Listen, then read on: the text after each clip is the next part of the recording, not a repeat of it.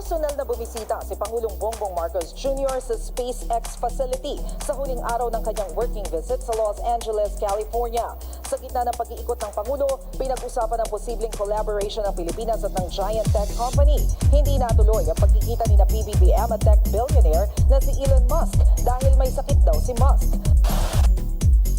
Kumusta mga kasaliksik? Pagkatapos nga makakuha ng $400 million na proyekto mula sa isang US-based company para sa sariling internet satellites ng Pilipinas, gusto nga rin ni President Ferdinand Marcos Jr. na makipag-deal sa technology giant na Starlink na pagmamay-ari ni American billionaire entrepreneur Elon Musk. Ang layunin ay para mapabuti ang palaging problema sa bagal ng internet dito sa ating bansa. Noong linggo, sinamahan si Pangulong Marcos ni Information and Communications Technology Secretary Ivan John Uy sa kanilang pagbisita sa SpaceX, ang aerospace company ni Elon Musk na nagpapatakbo ng Starlink. Sinalubong sina Pangulong Marcos at ang iba pang opisyal ng Pilipinas ni SpaceX President at Chief Operating Officer Gwynne Shotwell at ni Vice President for Starlink Operations Lauren Dreyer. Sa kanilang talumpati sa harap ng Filipino community, sinabi ni Marcos na malapit nang mawala ang problema ng slow internet sa Pilipinas.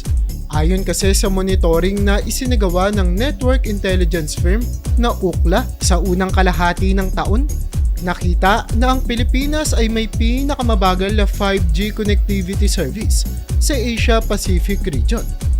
Matagal nang kilala ang Pilipinas bilang isa sa mga bansa sa Asia na may pinakamabagal na internet speed. At noon ngang 2022, naglabas ng pag-aaral ang isang kumpanya sa cybersecurity na tinatawag na Surfshark, kung saan napag-alaman na ang Pilipinas ay kabilang sa mga bansa na may tinatawag na least affordable internet services. Ibig sabihin nito, kumpara sa ibang bansa, napakamahal ng internet sa Pilipinas kung isa sa alang-alang ang average na kita ng mga tao. Ang mataas na presyo ay hindi tugma sa kalidad ng serbisyo dahil mabagal at limitado ang access sa internet. Kaya para sa karamihan ng mga Pilipino, nagiging pabigat sa bulsa ang pagbabayad para sa internet na hindi naman kasing bilis o kasing reliable ng inaasahan. Dahil dito, ipinahayag ni President Marcos ang kanyang plano na pagandahin ang broadband connectivity sa bansa. Isa sa mga hakbang na gagawin niya ay ang pagpasok sa kasunduan, kasama ang Starlink, isang kilalang internet service provider na gumagamit ng satellite technology para maghatid ng mas mabilis at mas abot kayang internet access, lalo na sa mga lugar na mahirap maabot ng traditional na internet services. Bukod sa Starlink, sinabi rin ni Marcos na nakikipag-usap na rin siya sa iba pang internet service providers. Ngunit, hindi na niya dinetalye pa ang mga ito. Sa kabuuan, ang layunin ng mga hakbang na ito ay upang masiguro na ang internet sa Pilipinas ay magiging mas mabilis at mas abot kaya para sa lahat ng mamamayan. Sinabi pa nga ni Marcos na dahil sa mga bagong kasunduan at partnerships na kanilang nakuha mula sa kanilang mga pagbisita at pakikipag-usap sa iba't ibang bansa at kumpanya, inaasahan nilang mawawala na ang karaniwang reklamo ng publiko tungkol sa mabagal at hindi maaasahang internet connection sa Pilipinas. Dagdag pa ni Marcos, sa halip ng mga reklamo, inaasahan niyang ang maririnig na ng mga tao ay mga papuri para sa bilis at kalidad ng internet connectivity sa bansa. Alam naman natin na ang mga pulo ng Pilipinas ay kalat-kalat, kaya naman naapektuhan din nito ang ating internet. At ang satellite technology ay perpektong solusyon para magbigay ng internet sa mga lugar na hindi naaabot ng tradisyonal na broadband services.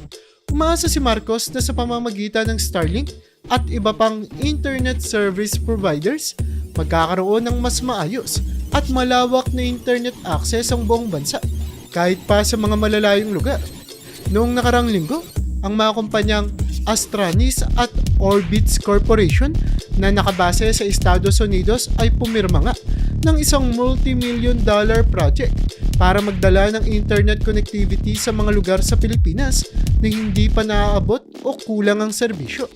Ang proyektong ito ay bahagi ng mas malawak na plano na gawing accessible ang internet sa bawat sulok ng ating bansa, lalo na sa mga komunidad na matagal nang nangangailangan ng maayos na koneksyon.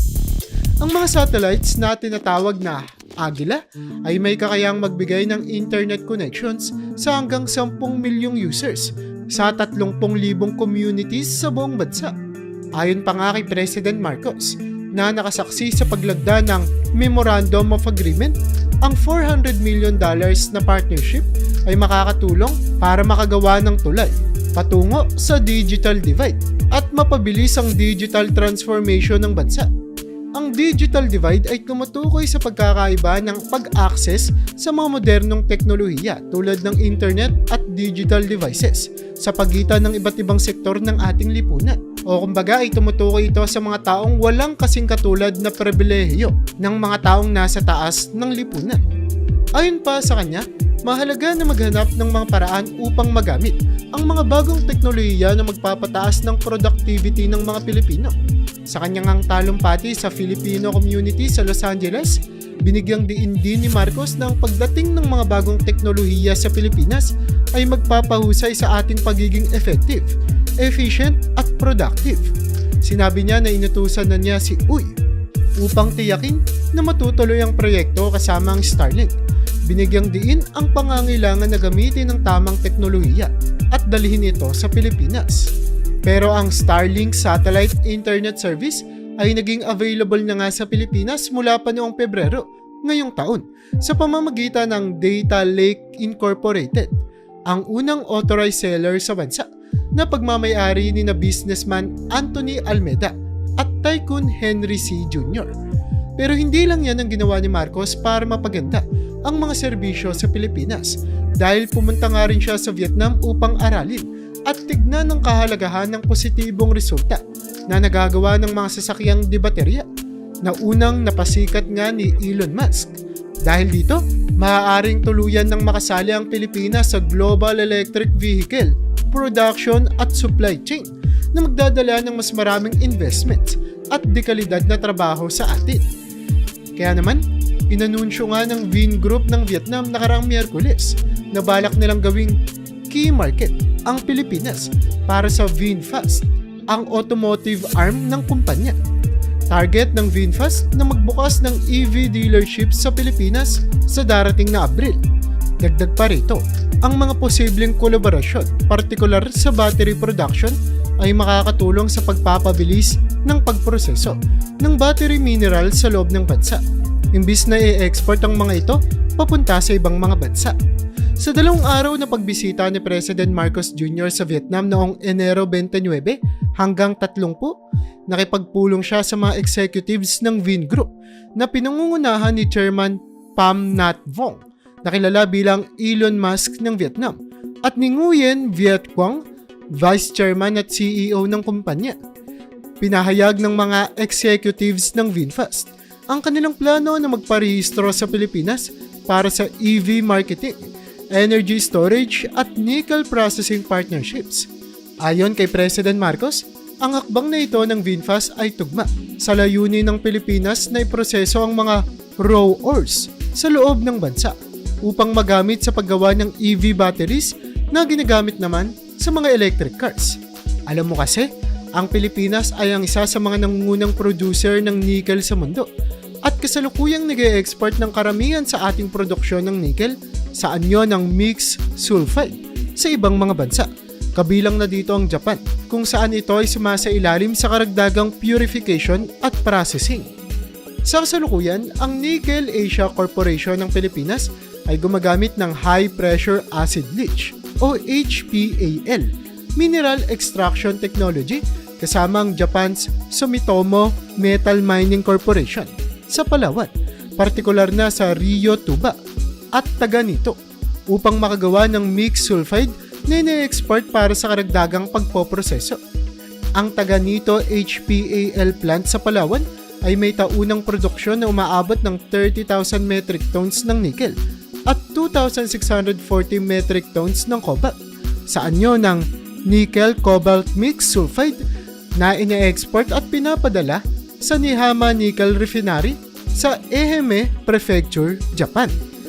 Ang Sumitomo Metal ay isang pangunahing supplier ng nickel-based cathode materials sa Panasonic na bumubuo ng 10% ng global battery production at isang malaking producer ng lithium-ion batteries na ginagamit naman sa mga Tesla vehicles ni Elon Musk. Ang pakikipag-deal ni President Marcos sa Vietnam para sa production ng batteries at electric cars ay isang mahalagang hakbang para sa pagpapalakas ng manufacturing sector ng Pilipinas. Sa tulong kasi ng Vietnam na kilala sa efficient at cost-effective manufacturing processes, mas nagiging madali at mabilis ang pag-produce ng batteries at electric cars sa bansa. Ito nga ay magre-resulta sa mas mababang production cost at mas maraming trabaho para sa mga Pilipino. Pero ang pakikipagtulungan din na ito ay maaaring magdala sa Pilipinas sa unahan ng ASEAN region pagdating sa green technology at sustainable transportation. Pero hindi lang dyan natatapos ang pakinabang ng Pilipinas sa ganitong mga kasunduan. Bukod kasi dito, ang pagpapalakas ng relasyon sa Vietnam ay may strategic na epekto sa lumalalang sitwasyon sa West Philippine Sea. Sa pamamagitan kasi ng mga ganitong economic partnerships, mas magiging malakas ang posisyon ng Pilipinas sa rehiyon na maaaring magdulot ng mas matibay na diplomatic ties at kooperasyon sa Vietnam at ibang ASEAN countries. Ito ay makakatulong sa pagbuo ng isang united front laban sa mga banta ng territorial integrity at sovereignty ng mga bansa sa nasabing rehiyon.